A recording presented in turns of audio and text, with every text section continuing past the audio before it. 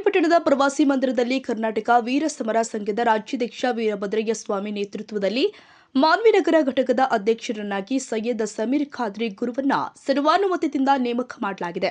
ಸುದ್ದಿಗಾರರೊಂದಿಗೆ ರಾಜ್ಯಾಧ್ಯಕ್ಷ ವೀರಭದ್ರಯ್ಯ ಸ್ವಾಮಿ ಮಾತನಾಡಿ, ಕರ್ನಾಟಕ ವೀರ ಸಮರ ಸಂಘವು ಕನ್ನಡ ನಾಡು ಉಳಿವಿಗಾಗಿ ಹೋರಾಡುತ್ತಲೇ ಬಂದಿದೆ. ಹೀಗಾಗಿ ನೂತನ ನಗರ ಘಟಕದ ಅಧ್ಯಕ್ಷ ಸಮೀರ್ ಅವರು ಕನ್ನಡ ಉಳಿವಿಗಾಗಿ ಹೋರಾಡಬೇಕು ಅಂತ ಸೂಚಿಸಿದರು.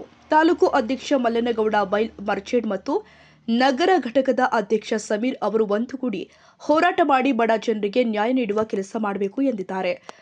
ಸಮರ ಸಂಘದ ವತಿಯಿಂದ ತಾಲೂಕು ಘಟಕ ಇಂದು ರಚಿಸಲಾಯಿತು. ನಗರ ಘಟಕ ತಾಲೂಕು ಅಧ್ಯಕ್ಷರಾಗಿ ಸಮೀರರನ್ನು ನೇಮಕ ಮಾಡಲಾಯಿತು.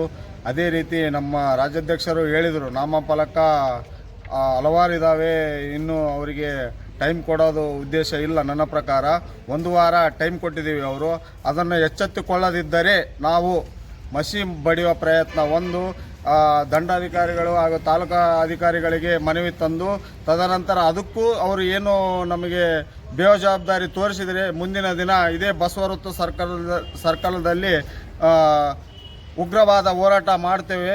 ನಾವು ಮಾಡ್ತೀವಿ ಅಂದಮೇಲೆ ಬಿಡೋದೇ ಇಲ್ಲ, ನಾವು ಪಕ್ಕ ಮಾಡ್ತೇವೆ.